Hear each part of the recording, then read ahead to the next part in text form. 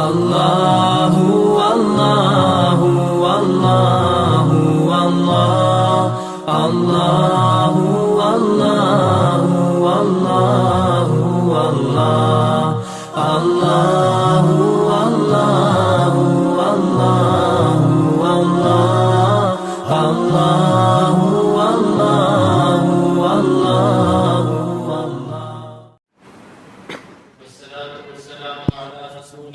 خاتم النبيين وعلى آله الطيبين وأصحابه الطاهرين والمؤمنين والمسلمين كلهم أجمعين أما بعد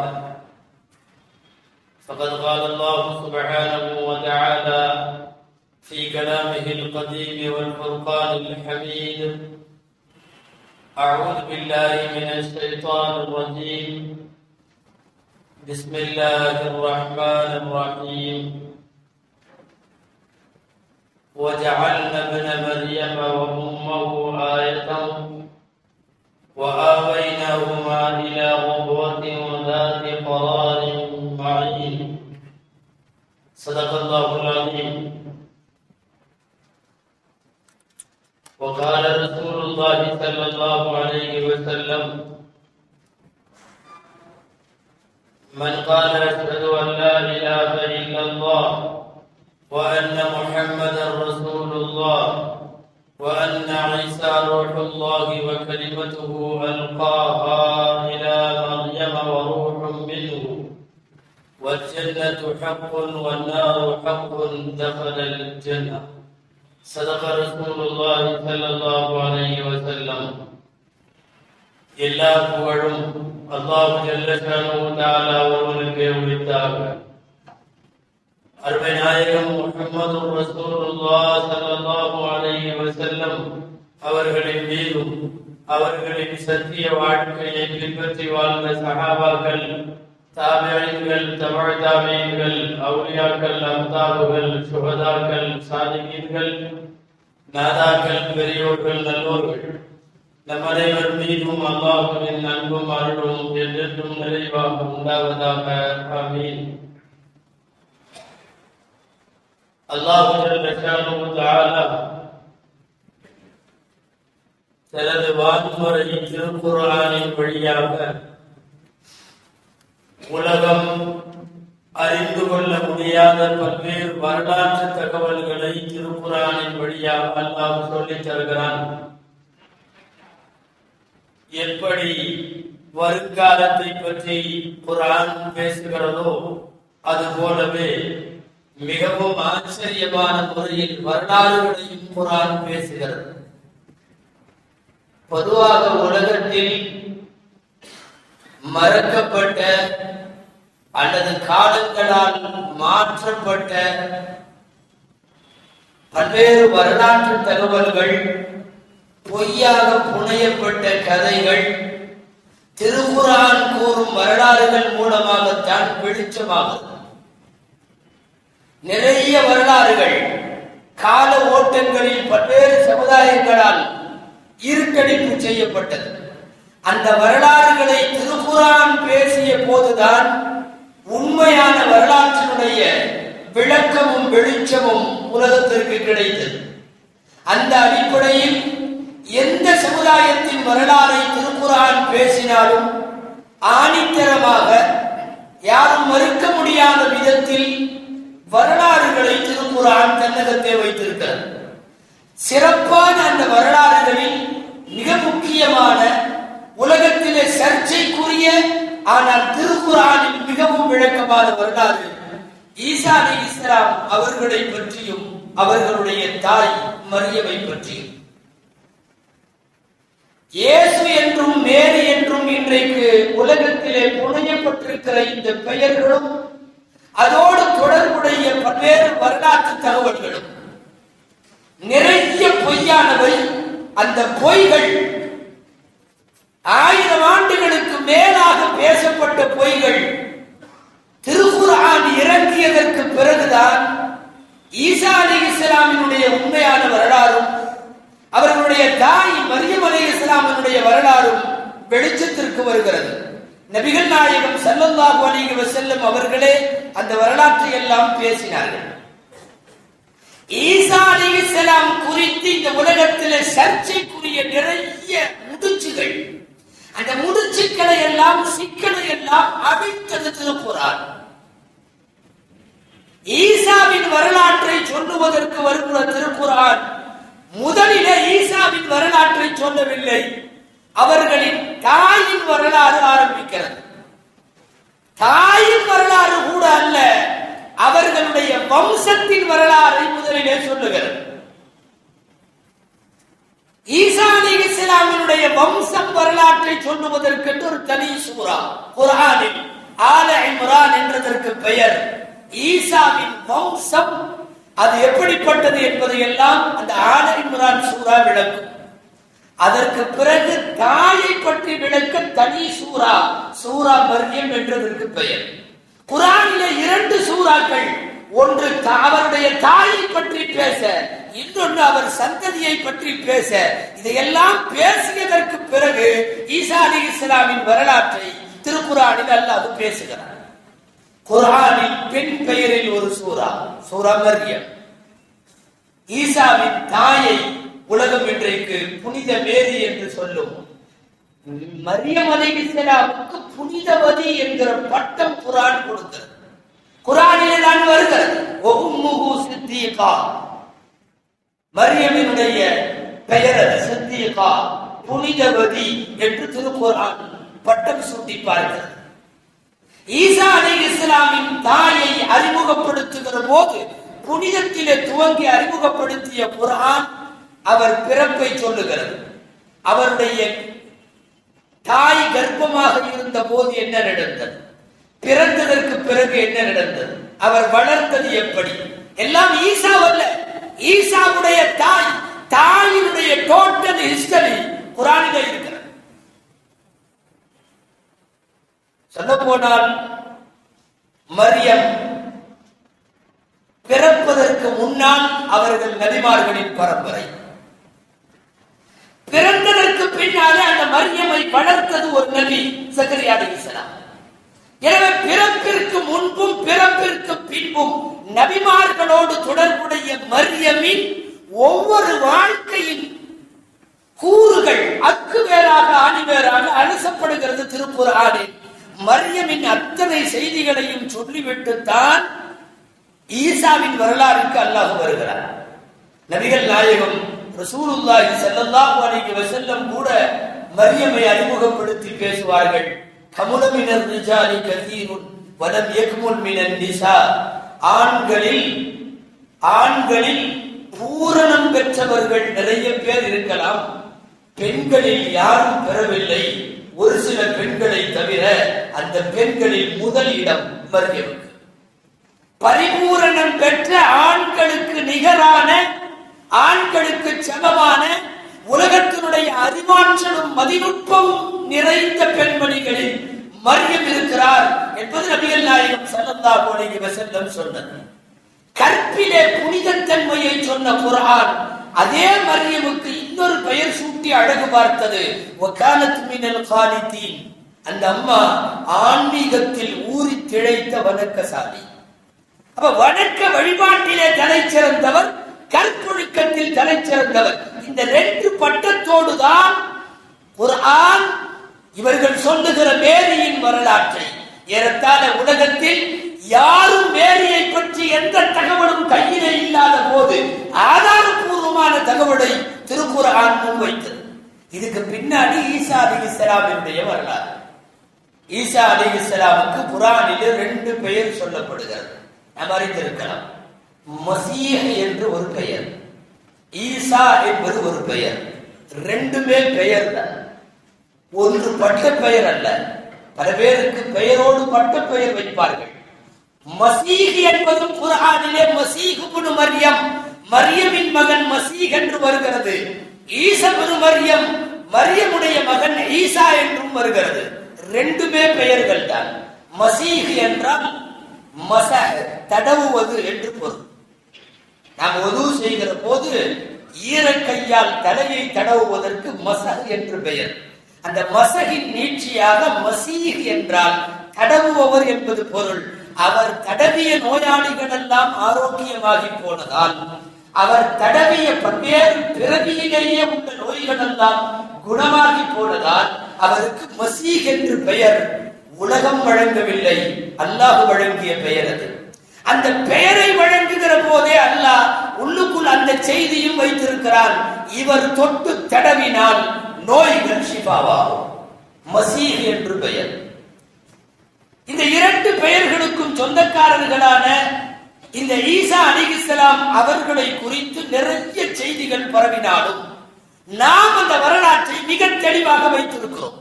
சொல்ல போனால் ஈசாவின் காலத்திற்கு சமீபமாக தோன்றிய உம்மத்து நாம். ஈசா இறந்ததற்கு பின்னால் அருமைநாயகம் ஸல்லல்லாஹு அலைஹி வஸல்லமுக்கும் ஈசாவுக்கும் இடையிலே வேறு நபி வரவில்லை.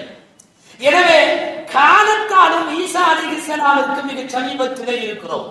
ஈசாவின் வரலாறு யாராலும் கண்டுகொள்ளப்படாத போது வரலாற்று ஆசிரியர்கள் கருத்துப்படி ஈசா அலைஹிஸ்ஸலாமின் வரலாறு அவங்களுக்கு பின்னாடி 300 வருஷம் வரைக்கும் யார்கிட்டையும் இல்லை. யாரு அவங்க அம்மா யாரு, அத்தா யாரு, எங்க பிறந்தாங்க, எங்க வளர்ந்தாங்க, எந்த தகவலும் 300 வருஷம் வரை எழுதப்படவில்லை. அப்ப அதற்கு பின்னாலேதான் நிறைய புனையப்படுகிறது. அந்த புனைதல்களில் இருக்கிற மிகைத்தல்களை, அந்த புனைதல்களிலே ஏற்பட்ட பல்வேறு திருத்தங்களை, திரிவுகளை குர்ஆன் பல்வேறு கூறுகளாக பிரித்து பிரித்து அந்த வரலாற்றை அழைத்தார்.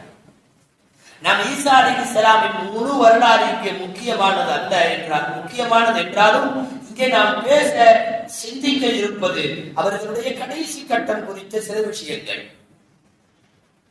நாங்கள் ஈசாவை கொன்றுவிட்டோம், இது யூதர்களின் குரல்.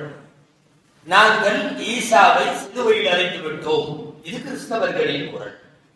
முஸ்லிம்கள் சொல்லுகிறார்கள் ஈசா உயர்த்தப்பட்டு விட்டார், அவர் கொல்லப்படவும் இல்லை, அவர் சிலுவையிலே அறையப்படவும் இல்லை, அவர் வானை நோக்கி உயர்த்தப்பட்டு விட்டார், அல்லாஹ் அவர்களை உயர்த்தி விட்டான். இந்த 3 விதமான நிலைப்பாட்டில் ஏறத்தாழ யூதர்களும் கிறிஸ்தவர்களும் ஒரு கோட்டிலே வந்து விட்டார்கள். சின்ன வித்தியாசம் தான். சிலுவையிலே அறைந்து கொன்று அதற்கு பிறகு புதைத்தோம் என்கிறார்கள் கிறிஸ்தவர்கள். யூதர்கள் சிலுவையிலே அறைந்ததை மாத்திரம் பேசுகிறார்கள். யூதர்கள் கிட்டத்தட்ட ஒரு நேர்கோடுதான்.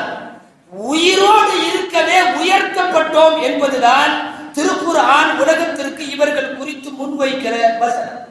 முதல்ல நாம் ஈசாவை குர்ஆனிலே தேடி பார்க்கிறோம்.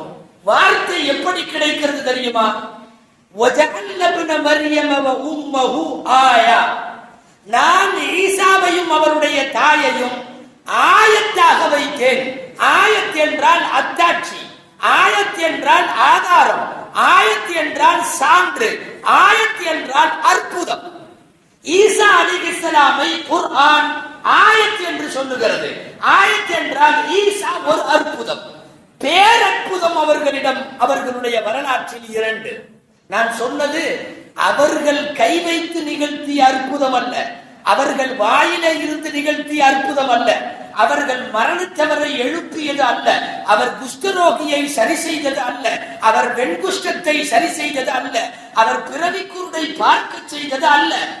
அவர் மூலமாக இல்லாமல் அல்லாஹ் ஈசாவை வைத்து உலகத்திற்கு காட்டிய அற்புதம் 2. ஒன்று, அவர் தந்தை இல்லாமல் பிறந்தவர், அவருடைய துவக்கம் அற்புதம், துவக்கம் அற்புதம். அடுத்து அவருடைய கடைசி அற்புதம், மேல் நோக்கி உயர்த்தப்படுகிறார். பொதுவாகவே நபிமார்களினுடைய அந்த நுபுவத் பீரியட் முடிவுக்கு வருகிற போது என்ன நடக்கும் என்றால், நபிமார்களை அல்லாஹ் ஊரை விட்டு ஹிஜ்ரத் செய்ய சொல்லுவான். ஊரை விட்டு கிளம்புவார்கள்.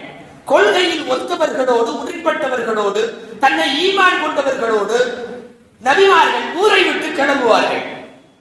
இது ஒரு ரகம். ஈசா அலைஹிஸ்ஸலாம் ஊரை விட்டு போகவில்லை, மண்ணுலகத்தை விட்டு போகிறார்கள். நபிமார்களை ஹிஜ்ரத் செய்ய சொன்ன இறைவன் ஈசாவை மாத்திரம் ஹிஜ்ரத் செய்ய சொல்லவில்லை, நான் உயர்த்திக் கொள்கிறேன் என்று உயர்த்திக் கொண்டு விட்டார். எனவே அவர்களின் தந்தை இல்லாமல் பிறந்த பிறப்பு இந்த உலகத்தில் ஒரு ஆயத். அவர் மீண்டும் வானத்திற்கு உயர்த்தப்பட்டார் அல்லவா, அது ஒரு ஆயத். அதனால் தான் திருக்குர்ஆன் ஈசா அலைஹிஸ்ஸலாமை ஆயத் என்கிற வார்த்தையிலே குறிக்கிறது. இந்த ஆயத்திற்கு பின்னால் அல்லாஹ் அவர்களுடைய நீண்ட நெடிய வரலாற்றில் சொல்லுகிறான். கொன்றோம் என்று சொல்லுகிறார்கள், சிலுவையில் அறைந்தோம் என்று சொல்லுகிறார்கள். ஒமா கத்தலு, அவர்கள் கொல்லவில்லை. ஒமா சலபு, அவர்கள் சிலுவையிலே அறையவில்லை. வலக்கின் சுப்பிஹ லஹும், அவர்களுக்கு ஈசா போன்று ஒரு மாதிரி காட்டப்பட்டது என்று சொல்லுகிறார். வரலாற்றுக்குள்ளே போய் பார்த்தால் நான் கேள்விப்பட்டிருக்கலாம், ஈசா உயர்த்தப்பட்டார், உயர்த்தப்பட்ட ஈசாவின் இடத்தில் வேறு ஒருவர் வைக்கப்பட்டார். அவர் தோற்றத்திலே ஈசா போல இருந்தார். துரத்தி வந்தவர்கள் ஈசா போன்றிருந்த நபரை சிலுவையிலே அறைந்தார்கள், ஈசாவை அல்ல. கொல்ல வந்தவர்கள், யூதர்கள் கருத்துப்படி கொல்ல வந்தவர்கள் ஈசா போன்றிருந்தவரை கொண்டார்கள், ஈசாவை அல்ல. ஈசா எந்த பழுதும் சேதாரமும் இல்லாமல் அப்படியே உயர்த்தப்பட்டு விட்டார். யாரை தூக்கி சிலுவையிலே அறைந்தார்கள்? அவர்களுடைய வரலாறுகளே சொல்லுகிற பிரகாரம், ஏன் இஸ்லாமிய வரலாற்றின் வெளிச்சத்திலும் யார் ஈசாவை காட்டிக் கொடுக்க வந்தானோ அவன் மீது ஈசாவின் உருவத்தை அல்லாஹ் போட்டு விட்டார். காட்டிக் கொடுக்க வந்தவன் கிட்டத்தட்ட துரோகி என்று சொல்லுவோம். கூட இருந்த அந்த துரோகி ஒரு கட்டத்தில், அந்த துரோகி சிக்கலான நேரத்தில் இறைவன் அவனுடைய முகத்தை, அவனுடைய உடலமைப்பை ஈசாவாக மாற்றி விடுகிறான். ஈசா உயர்த்தப்பட்டு விட்டார். காட்டிக் கொடுக்க வந்தவன் அங்கே சிலுவைக்கு இலக்கானான், கொலை செய்யப்பட்டான். இங்கே குர்ஆனுடைய வார்த்தையை பார்க்கிற போது வலாக்கின் சுப்பிகலகும், அவர்கள் ஈசாவை ஒன்றும் செய்யவில்லை, ஈசா போன்று ஒரு மாதிரியை தான் காட்டப்பட்டது. இதன் மூலம் திருக்குர்ஆன் சிலுவையிலே அறைந்ததை ஏற்றுக்கொள்ளுகிறது. ஆனால் ஈசாவை என்ற இன்னொரு மனிதரை யூதர்கள் கொன்றோம் என்று சொல்லுகிறார்கள் அல்லவா, அதையும் ஏற்றுக்கொள்ளுகிறது. ஆனால் ஈசாவை அல்ல, ஈசா போன்ற உருவ அமைப்பை யார் மீது போடப்பட்டதோ அவரை அவர்கள் கொன்றுவிட்டு போனார்கள் என்பது குர்ஆனுடைய பார்வை. அப்போ திருக்குர்ஆனின் படி முஸ்லிம்களினுடைய, அகில உலகத்தில் எல்லா காலங்களிலும் வாழ்ந்த முஸ்லிம்களினுடைய நம்பிக்கை இதுதான். ஈசா அல்லாஹ்வின் தூதர், தந்தையின்றி படைக்கப்பட்டார். மரியம் தாய், அல்லாஹ்வினுடைய ரூஹின் மூலமாக ஊதப்பட்டவர்கள். குழந்தை பிறந்தது. சுமார் 33 ஆண்டு காலங்கள் வரை இவர் உலகத்திலே இருந்தார். அதற்கு பிறகு வான் நோக்கி உயர்த்தப்பட்டார். உயர்த்தப்பட்டார் என்பதில் நாம் இஸ்லாமிய நம்பிக்கையை சரியாக தெரிய வேண்டும். காரணம் என்னன்னா, மிகவும் தவறாக புரிந்து கொள்ளப்பட்ட உலகத்தினுடைய மனிதர்களில் ஈசா முதலிடத்திலே இருக்கிறார். நிறைய பேரை பத்தி மிஸ் அண்டர்ஸ்டுட் நிறைய நடந்திருக்கிறது. ஆனால் வரலாற்றில் இவ்வளவு தப்பாக ஒரு மனிதரை யாரும் புரிந்ததில்லை என்கிற அளவுக்கு எல்லா காலங்களிலேயும் சர்ச்சைக்குரிய கருத்துக்களால் ஈசா அலைஹிஸ்ஸலாம் முன்னிலையிலே இருக்கிறார்கள். இன்றைய வெள்ளிக்கிழமையை புனித வெள்ளி என்று சொல்லுகிறது கிறிஸ்தவ உலகம். நாளை மறுநாள் அவர் மீண்டும் எந்திரிக்கிறார். கபரிலே இருந்தவர் எழுந்தாராம். அதனால் அதற்கு ஈஸ்டர் சண்டே என்று அதற்கு பெயர். இன்றைக்கு அது குட் ஃப்ரைடே என்று பெயர். இன்றைக்கு அவர் சிலுவையிலே அறையப்படுகிறார். சிலுவையிலே அறையப்பட்டு கொலை செய்யப்பட்டு அவரை தஃபனம் செய்து விட்டார்கள். கபரிலே இருந்து 2 நாள் கழித்து 3வது நாள் காலை அவர் உயிர் தெழுகிறார். எனவே அந்த சண்டே ஈஸ்டர் சண்டே என்பது கிறிஸ்தவ உலகத்தினுடைய நிலைப்பாடு. அவர்களின் மத கொள்கைகளை காயப்படுத்தவில்லை என்றாலும் ஈசா குறித்த திருமறையின் பார்வை, ஈசாவையும் அவர் தாயையும் குறித்த அல் குர்ஆனுடைய யதார்த்தமான சான்று எப்படி இருக்கிறது என்பது நம்முடைய நம்பிக்கையும் அதற்குள்ளே அடங்கி இருப்பதால் அது குறித்த தெளிவு நமக்கு வேண்டும். ஈசா அலைஹிஸ்ஸலாம் உயர்த்தப்பட்டார், கொல்லப்படல, சிலுவையில் அறையப்படல. உயர்த்தப்பட்ட போது 2 விஷயம் நடக்கிறது. ஒரு விஷயம், காலம் அவருக்கு நிறுத்தப்படுகிறது. காலம் அவருக்கு நிறுத்தப்படுகிறது. காலங்களின் ரப்பு இறைவன் 33 வயதாக உயர்த்தப்படுகிறார் என்றால் மீண்டும் கியாமத்திற்கு முன்னால் அல்லாஹுவால் அனுப்பப்படுகிற போது அதே வயதில் அவர் திரும்பி இறங்குகிறார். காரணம், உயர்த்தப்பட்ட உடனே அவர் வேறு உலகத்திற்கு பயணிப்பதால் அது காலங்கள் இல்லாத உலகம். அவர் மீண்டும் இந்த உலகத்திற்கு வருகிற போது உயர்த்தப்பட்ட நாளில் என்ன வயதோ, என்ன காலமோ, என்ன நேரமோ அதே நேரத்தில் வயதில் காலத்தில் இறங்குவார். காரணம், அல்லாஹ்வுடைய ஆட்சிக்கு உட்பட்ட அந்த வான்வெளி என்பது காலங்களுக்கு அப்பாற்பட்டது. இரண்டாவது செய்தி, உயர்த்தப்படுகிற போது முஸ்லிம்களின் நம்பிக்கையில் இது வேண்டும். உயர்த்தப்படுகிற போது அல்லாஹ் நுபுவத்தை முடித்து விட்டார். ஈசா நபி என்பது உயர்த்தப்பட்ட நாளோடு நிறைவடைந்து விட்டது. அதற்கு பிறகு ஈசா நபி அல்ல, மீண்டும் கியாமத்து நாளைக்கு முன்பு அவர் வரும்போதும் நபி அல்ல, நபியாக வரமாட்டார். அவர் இந்த உம்மத்தின் ஒரு மனிதராக வருவார். சொல்ல போனால் கியாமத்திற்கு முன்னால் வருகிற ஈசா முஹம்மது ஸல்லல்லாஹு அலைஹி வஸல்லம் என்கிற நபியை ஈமான் கொண்ட உம்மத்தினர்களில் ஒரு நபர். கடைசியில வருகிற போது அவர் நபியாக வரமாட்டார், ஒரு மனிதராகத்தான் வருவார். இந்த உம்மத்தில் ஒருவராகத்தான் வருவார். அவருக்கு ஷரியத், வேதம், நபித்துவம், பட்டம், ரசூல் எதுவும் இருக்காது என்பதற்கு என்ன ஆதாரம்? ஹதீசுகளிலே ஈசாவை பற்றி கிடைக்கக்கூடிய அத்தனை செய்திகளும் ஆதாரம். கியாமத்திற்கு முன்னால் அவர் இறங்கியதற்கு பிறகு அவர் யாரோ இமாம் தொழ வைக்க பின்னாலே நின்று தொழுகுவார் என்று வருகிறது. நபியாக இருக்கிற பட்சத்தில் எந்த நபியும் பின்னாலே நின்று தொழ மாட்டார்கள். அது நபித்துவத்திற்கான நியதி. அவர்கள் தொழ வைக்கத்தான் முடியும், அவர்கள் தொழுக மாட்டார்கள். அல்லாஹுவால் அனுமதி வழங்கப்பட்ட சில சூழ்நிலைகளின் போதே தவிர இது பொது நியதி. எனவே ஈசா பின்னாலே நின்று தொழுகிறார் என்பது, மக்களோடு மக்களாக ஒரு இமாமுக்கு பின்னாலே அவர் தொழுகிறார் என்பது, அது அதற்கான அடையாளம். அவர்கள் திரும்ப வருகிற போது நபியாக வருவதில்லை. எனவே ஈசா உயர்த்தப்படுகிற போது நுபுவத்தும் முடிவடைந்து விட்டது, அவர் நபித்துவம் முடிவடைகிறது. அடுத்து அவர் விஷயத்தில் காலம் நிறுத்தப்படுகிறது. திருக்குர்ஆனிலே கூறப்பட்டிருக்கிற ஈசா அலைஹிஸ்ஸலாமை குறித்த பல்வேறு விஷயங்களில் நம்முடைய நம்பிக்கை சார்ந்த செய்திகள் இது மட்டும்தான்.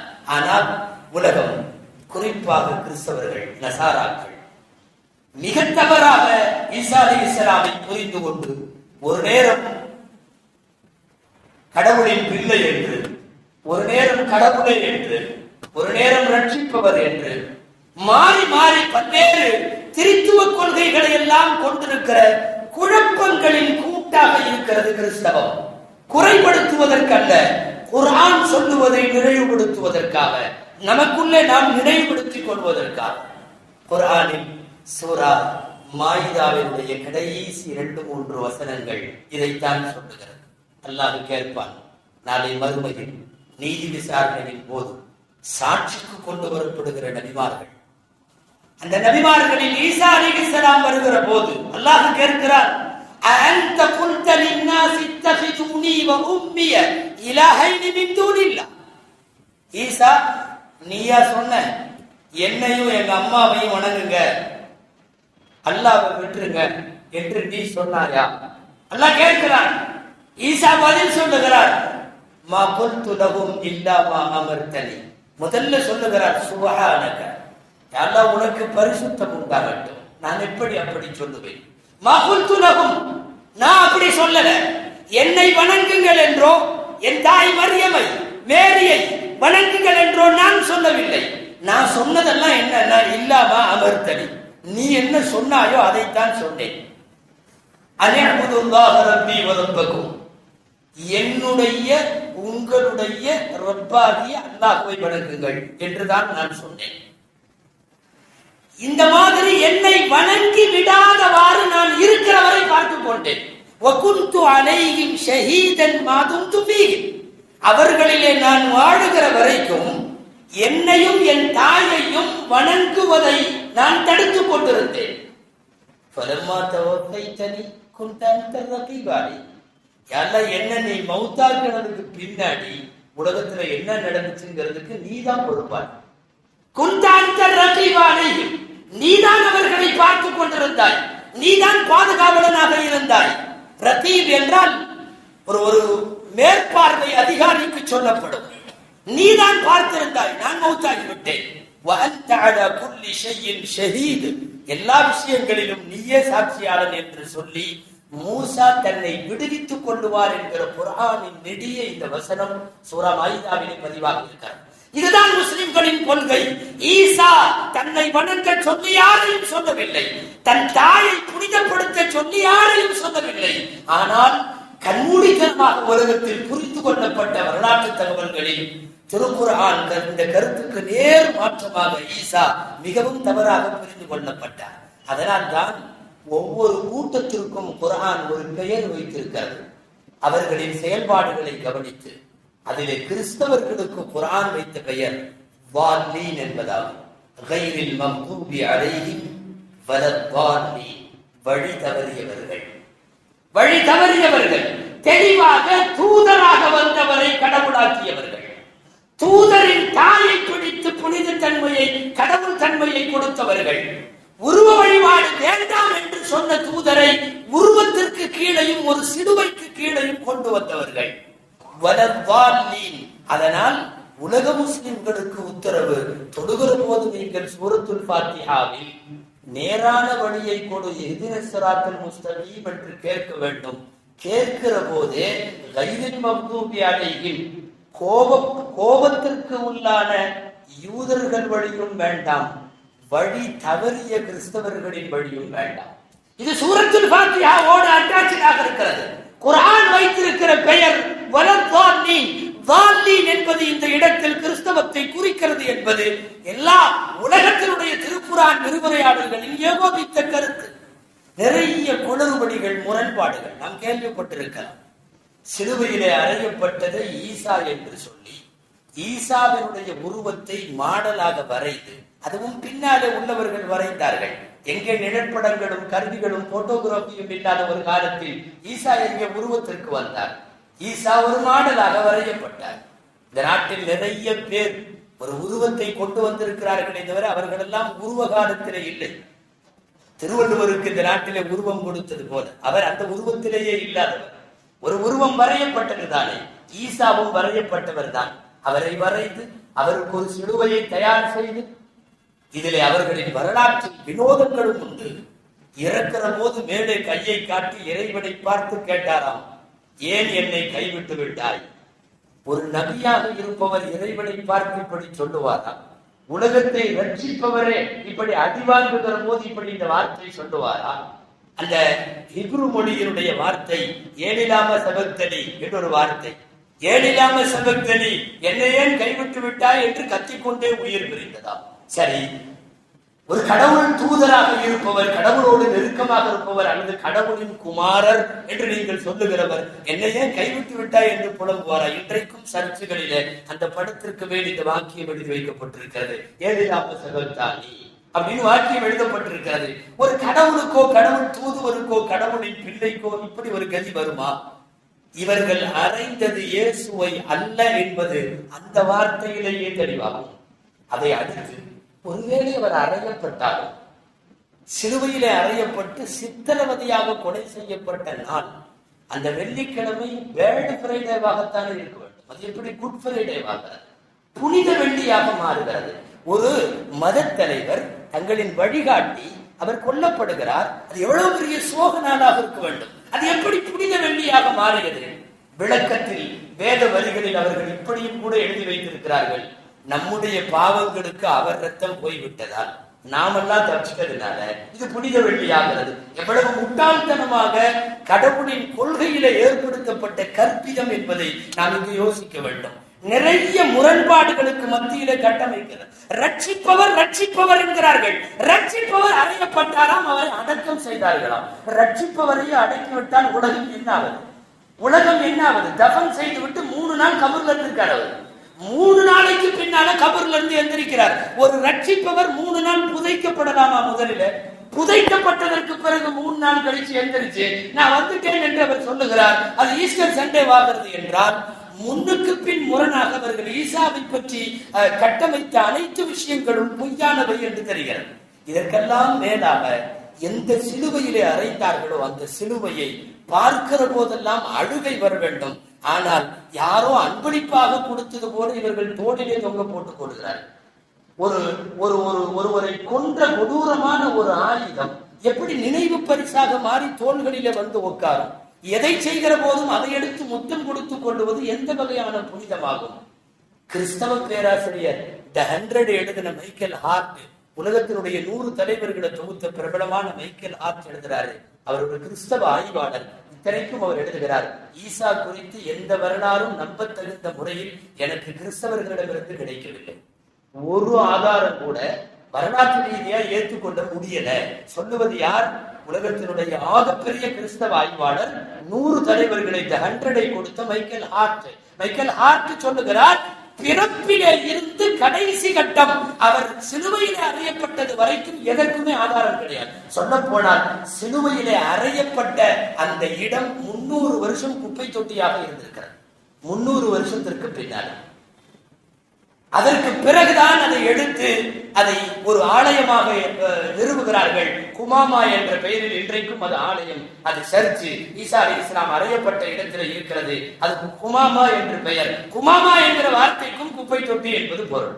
அப்போ சுமார் 300 வருஷ காலமாக ஒரு வரலாறு இருட்டடிப்பு செய்யப்பட்டிருக்கிறது என்பதனை மைக்கேல் ஹார்ட் போன்ற ஆய்வாளர்கள் ஒத்துக்கொள்வார்கள்.